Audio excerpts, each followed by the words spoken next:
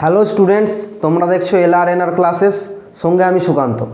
আজকে আমি তোমাদের ক্লাস 5-এর চ্যাপ্টার নম্বর 5-এর পরিবেশ ও উৎপাদন এই চ্যাপ্টারটি পড়াবো।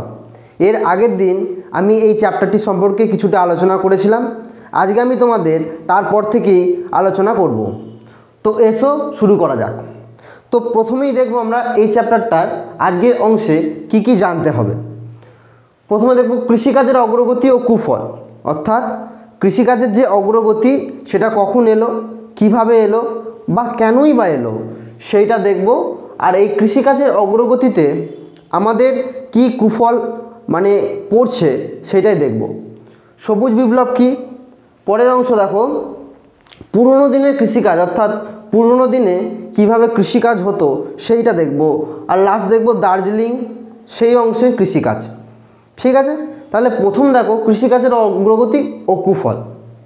কৃষিকাজের অগ্রগতি 1966 সাল নাগাদ কি হলো না, চাহিদা এবং ফসল উৎপাদন এর একটা রকম ফের দেখা গেল।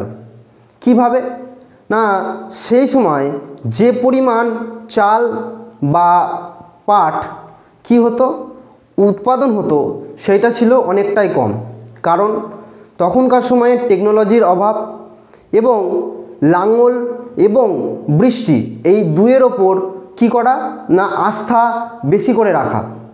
কি হতো তখনকার সময়ে জমি কর্ষণ করার জন্য প্রচণ্ড পরিমাণে লাঙলকে ব্যবহার করানো হতো এবং কি করা হতো ধান চাষের সময় বৃষ্টিকে, অর্থাৎ আকাশের বৃষ্টিকে একেবারে মুখ্য ভূমিকা হিসেবে ব্যবহার করা হতো।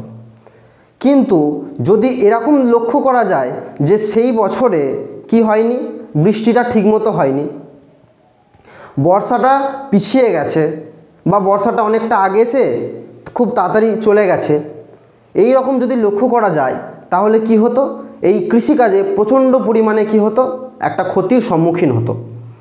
তা এই যে দুই পয়েন্ট আমি তোমাদের বললাম, প্রথমটা হলো লাঙলের ব্যবহার আর দ্বিতীয়টা হলো বৃষ্টির ওপর অতিরিক্ত আস্থা নেওয়া। এই দুটো চাষটাকে কি করেছিল, বিভ্রাট করে দিয়েছিল। সাথে সাথে টেকনোলজির অভাব। তো এই সময় 1966 সাল নাগাদ একটা ঘটনা ঘটেছিল। কি হয়েছিল, হঠাৎ করে চালের দাম অনেকটা পরিমাণে বেড়ে গেছিল। কিন্তু তোমরা লক্ষ্য করলে দেখতে পাবে যে আগেকার সময় থেকে এখনকার সময় কি হচ্ছে না, এই যে জনসংখ্যা সেটা বেড়েই চলেছে। কোনো সময় কোনো অংশে জনসংখ্যা কমতে দেখা যায়নি।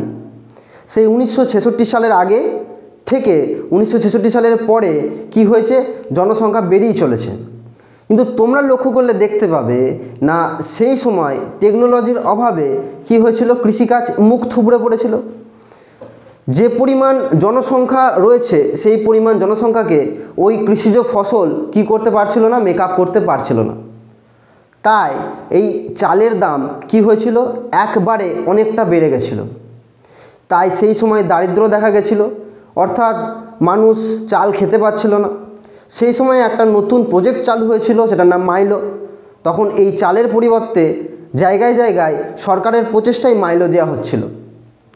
তো এই যে তোমাদের এই যে ক্ষতি, অর্থাৎ শুধুমাত্র চাষের জন্য বৃষ্টি, লাঙল এগুলোর ব্যবহার, টেকনোলজির অভাব এবং জনসংখ্যা বেড়েই চলেছে, আর সেই জনসংখ্যাকে কোনো মতেই রোখা যায়নি। আর সেই জনসংখ্যাকে দেওয়ার জন্য কৃষিজাত ফসল উৎপাদন হচ্ছিল না। তো সেই সময় কি করা হয় না, একটা মেকআপ বা ব্যালেন্স রাখার জন্য কৃষিজ পণ্যে এক্সপেরিমেন্ট শুরু হয়। অর্থাৎ কৃষিজ বীজ, এই বীজকে কিভাবে আধুনিক পদ্ধতিতে অনেক পরিমাণে উৎপাদন বেশি করানো যায় সেটার একটা পরীক্ষা নিরীক্ষা শুরু হয়। এই পরীক্ষা নিরীক্ষার ফলে একটা যে ফলাফল সেটা খুব ভালো দিক আসে। কি ভালো দিক না, এই যে কৃষিজ বীজ যেটাকে প্রথমে আমরা বপন করি, সেই কৃষিজ বীজ হয় উন্নত প্রযুক্তি এবং উন্নত মানযুক্ত। এই কৃষিজ বীজ যখন বপন করা হয় তারপর থেকে দেখা যায় যে কৃষিজ ফসল আগে যে পরিমাণ উৎপাদন হতো তার থেকে অনেক বেশি পরিমাণে উৎপাদন হচ্ছে। এইটা প্রথম পয়েন্ট। দ্বিতীয় পয়েন্ট, যে সার আমরা ব্যবহার করতাম সেটা ছিল জৈব সার। সেই জৈব সারে কি হচ্ছিল না, ঠিকমতো ফসলের যে গুণমান সেটা বাড়ানো যাচ্ছিল না। তারপরে কৃষিজ এই জৈব সারের পরিবর্তে এলো রাসায়নিক সার। এবং তোমরা লক্ষ্য করলে দেখতে পাবে আগেকার দিনে কোনো রূপ, এই যে আমাদের বিভিন্ন প্রকার ফসলের রোগ আসছে, সেই ফসলের রোগে কোনো রূপ কীটনাশক ব্যবহার করা হতো না। তাহলে এমনিতে কি হচ্ছিল না, কৃষি যে ফসলটা উৎপাদন হচ্ছিল সেটা অনেকটাই কম। তো এই যে 3 পয়েন্ট তোমাদেরকে আমি বললাম, যে কৃষিজ সার, কৃষিজ কীটনাশক এবং কৃষিজ বীজ, এই 3টে সুন্দরভাবে এক্সপেরিমেন্ট করার পর যে ফলাফলে আমরা এলাম সেটা হলো কি না, এই আগেকার যে আমাদের উৎপাদন সেটার থেকে অনেক বেশি পরিমাণে উৎপাদন শুরু হলো। এই যে কৃষিকাজে এক আমূল পরিবর্তন এলো, সেটাকেই বলা হচ্ছে সবুজ বিপ্লব।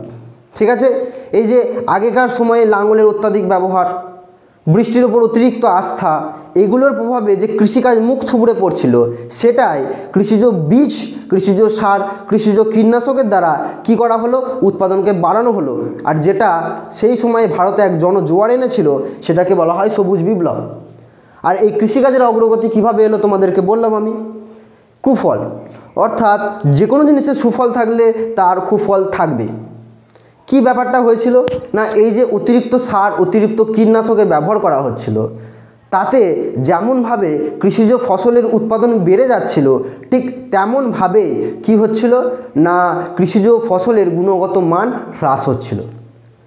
কি হচ্ছিল না, আমরা যে ফসলটা খাচ্ছিলাম বা এখনও খাচ্ছি সেটা পুরোপুরিভাবে ভেজাল।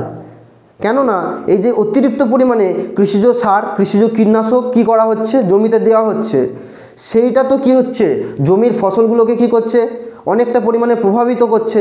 আর সেই ফসলটাকে যখন আমরা খাচ্ছি, তার যে রেজাল্ট সেটা আমরা পাচ্ছি, যে অতিরিক্ত পরিমাণে আমাদের শরীরে রোগের প্রাদুর্ভাব আমরা দেখছি, সেটা কিছুটা পরিমাণ হলেও তার জন্য।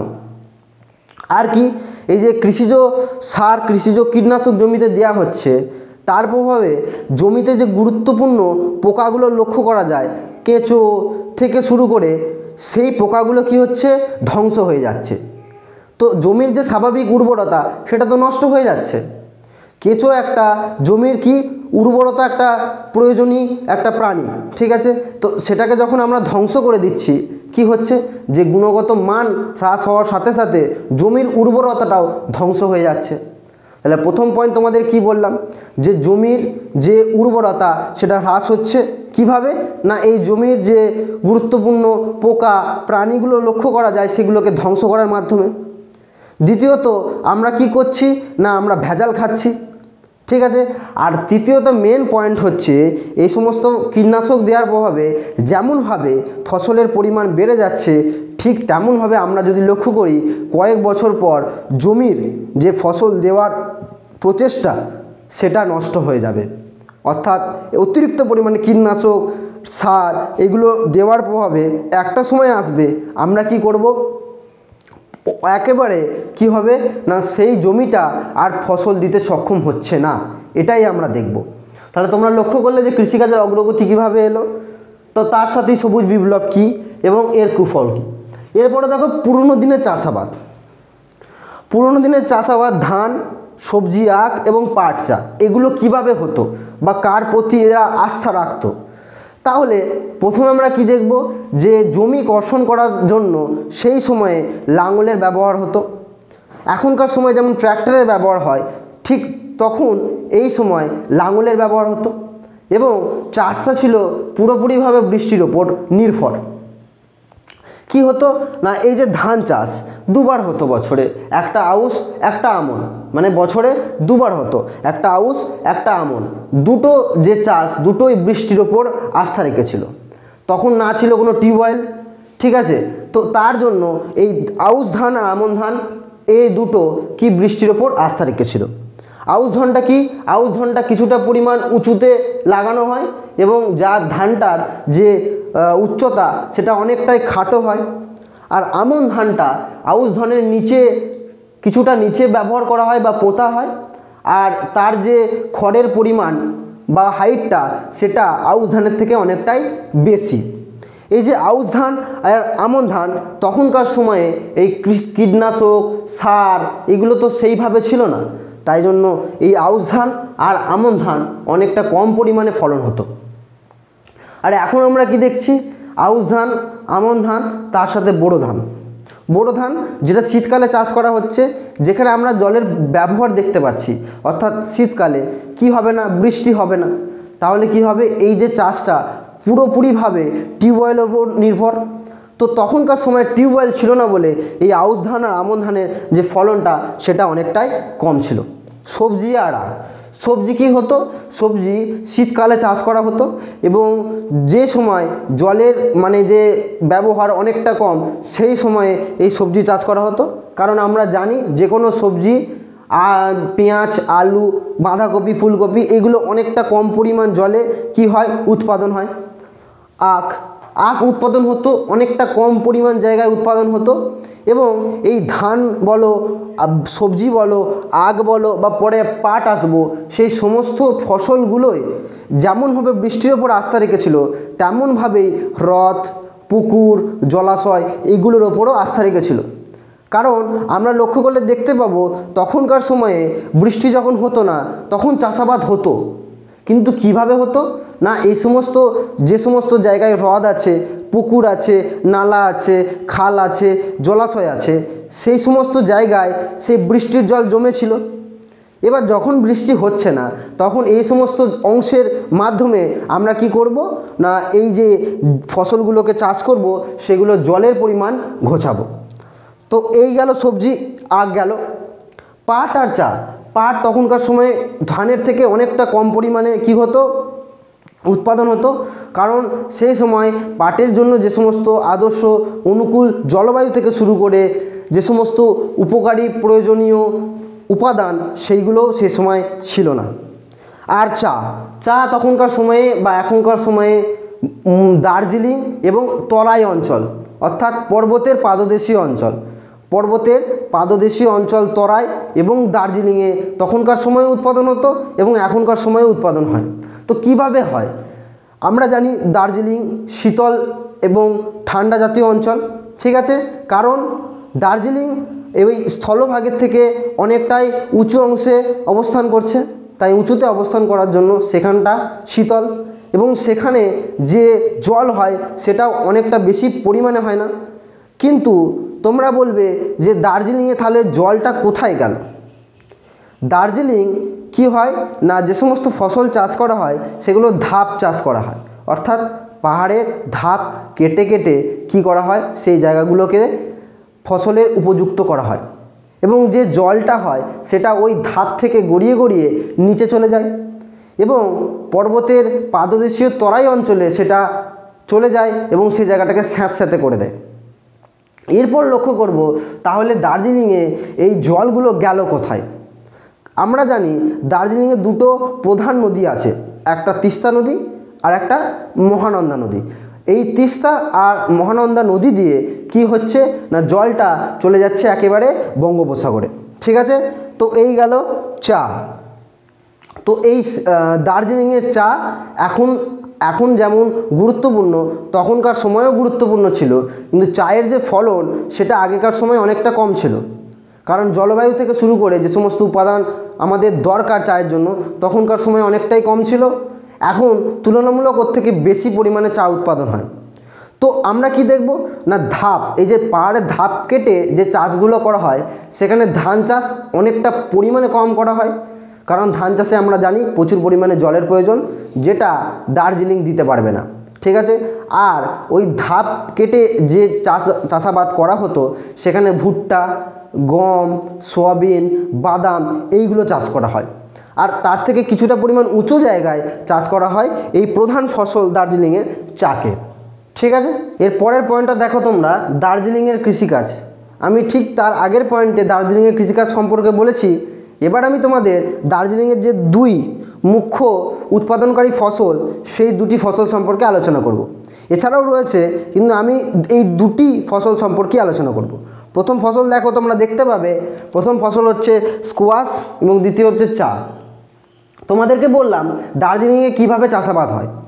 পাহাড়ি অঞ্চল, পাহাড়ের ধাপ কেটে কি করা হয়, সেখানে জলকে মজুত করে ধান থেকে শুরু করে পাট, গম এগুলো চাষ করা হয়। কিন্তু ধান বা পাট খুবই অল্প পরিমাণে হয়, গম, সয়াবিন, বাদাম এগুলো বেশি পরিমাণে হয় ওই ধাপ অঞ্চলে।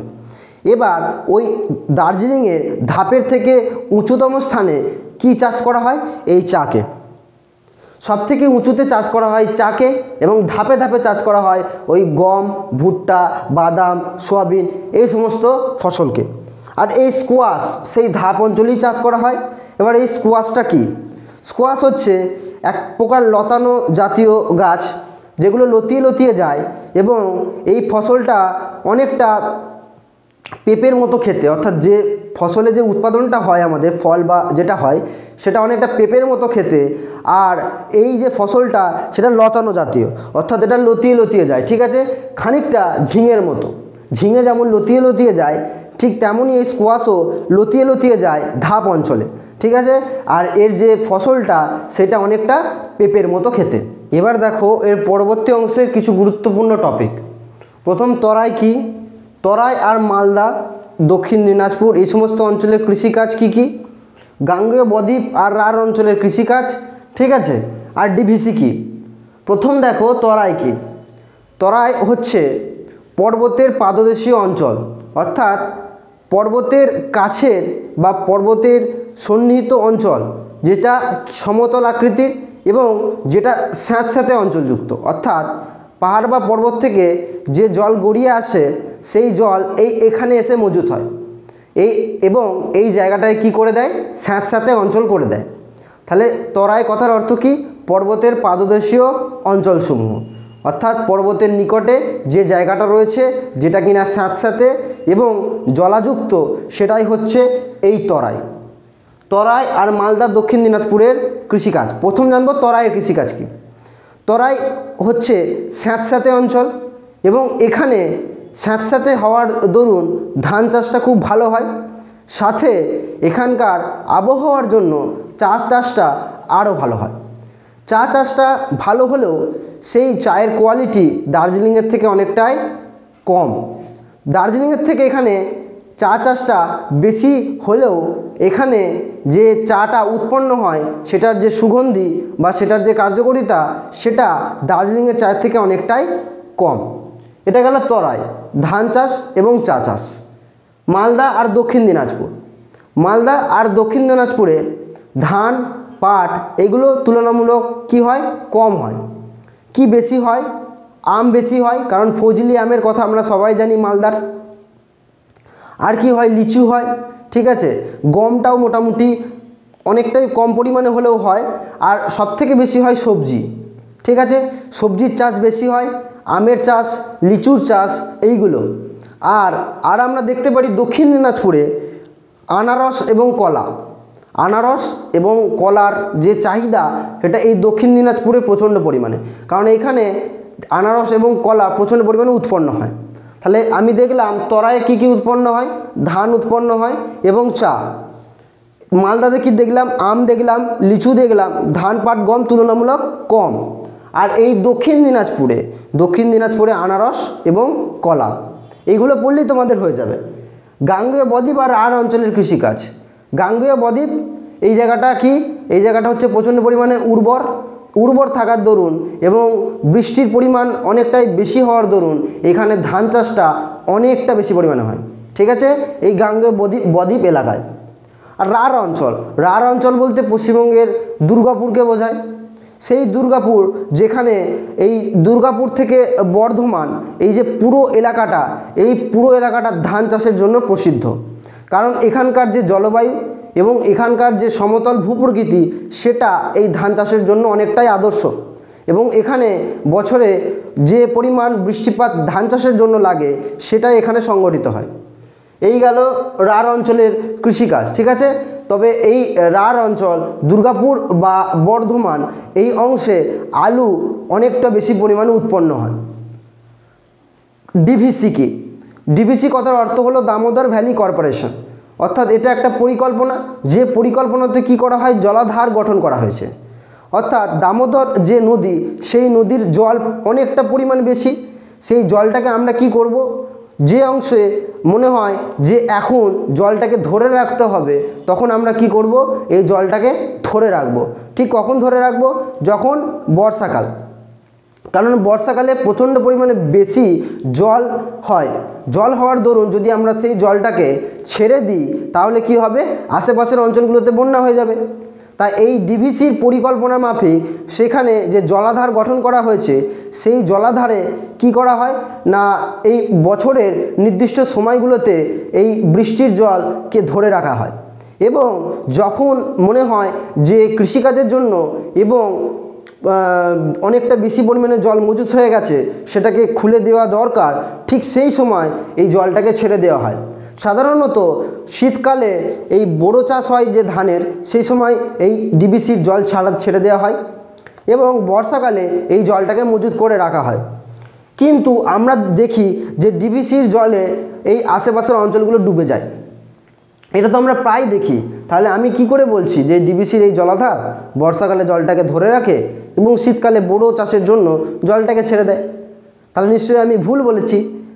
কিন্তু না, কারণ হচ্ছে এই ডিভিসি পরিকল্পনা মাফিক যে সমস্ত জলাধার গঠন করা হয়েছিল বা গঠন করার কথা হয়েছিল, সেটা যদি আমি ধরি 20টা হওয়ার কথা ছিল, সেটা হয়েছে অর্ধেক বা তার থেকে কিছুটা পরিমাণ বেশি, অর্থাৎ 12টা হয়েছে। তাহলে সবটা হলো না। এই সমস্ত জলাধার যদি গঠন করা হতো, তাহলে নিশ্চয়ই এই বন্যাকে এড়ানো যেত। কিন্তু যেহেতু এই এতগুলো জলাধার গঠন করার কথা হয়েও জলাধার গঠন করা হয়নি, তাই আমরা বর্ষাকালে এই ডিভিসি সন্নিহিত অঞ্চলগুলোতে বন্যার প্রকোপ দেখতে পাই। এবার আমরা দেখব এর পরবর্তীতে কিছু গুরুত্বপূর্ণ অংশ। পানের চাষ ও ফুলের চাষ কোথায় সবথেকে বেশি পরিমাণে হয়? পশ্চিমবঙ্গে। লাল মাটির কৃষি এবং মাছ চাষ। প্রথম দেখব পানের চাষ কোথায় বেশি হয়।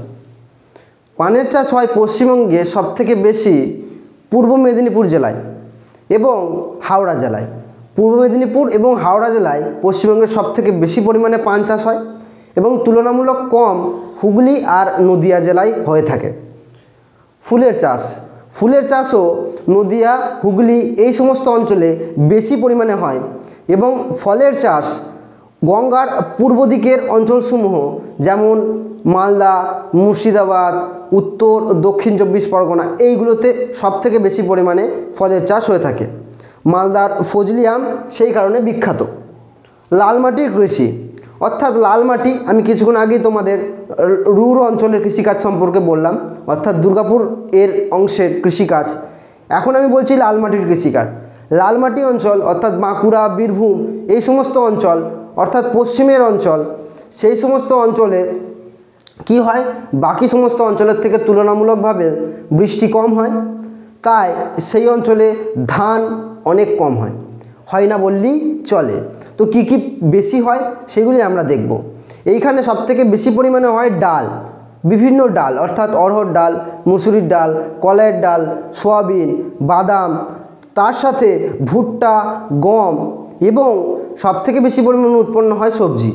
ঠিক আছে, তো এই সমস্ত ডাল জাতীয় উৎপাদন এবং সবজি আর তার সাথে যে সমস্ত ফল হয়, সেগুলো হয় আম, লিচু, এই সমস্ত ফল। কোথায়? লাল মাটির কৃষিকাজে। লাস্ট আসছি মাছ চাষ। মাছ চাষ আমাদের পশ্চিমবঙ্গের বিভিন্ন জায়গায় হয়ে থাকে, সেগুলো ক্ষুদ্র পরিসরে কোথাও হয়ে থাকে, আবার বৃহৎ পরিসরেও হয়ে থাকে। আমরা যদি বলি সামুদ্রিক অংশের, তাহলে আমরা প্রথমেই দেখব দীঘাকে, এবং যদি বলি ভেরি অর্থাৎ যে সমস্ত অঞ্চল পুকুরের থেকে কিছুটা বৃহত্তর আয়তনের, সেইগুলোও যদি আমরা বলি, তাহলে আমরা দেখব হলদিয়াকে। অর্থাৎ হলদিয়াতে ভেরির পরিমাণ প্রচণ্ড পরিমাণে বেশি এবং দীঘাতে সামুদ্রিক মাছেরও পরিমাণ অনেকটাই বেশি। তো এই দুই অঞ্চল আমাদের মাছ চাষের জন্য খুবই গুরুত্বপূর্ণ। বাকি যে সমস্ত অঞ্চল রয়েছে সেগুলোও গুরুত্বপূর্ণ, কিন্তু সেইগুলো ক্ষুদ্র পরিসরে মাছ চাষ করা হয়ে থাকে। তো আজকের ক্লাস এই পর্যন্তই। তোমরা নিশ্চয়ই আজকের ক্লাসটা বুঝতে পেরেছ। যদি এই ক্লাস থেকে তোমাদের কোনো অংশে অসুবিধা হয়ে থাকে, তাহলে তোমরা অবশ্যই আমাকে কমেন্ট বক্সে কমেন্ট করবে, আমি তোমাদের রিপ্লাই দেওয়ার চেষ্টা করব। আর এই ক্লাস থেকে যদি তোমাদের কোনোরূপ নোটস, পিডিএফ, এমসিকিউ এগুলোর দরকার থাকে, তাহলে তোমরা অবশ্যই গুগল প্লে স্টোর থেকে LRNR অ্যাপটিকে ডাউনলোড করে নেবে এবং সেটাকে ব্যবহার করতে থাকবে। ধন্যবাদ।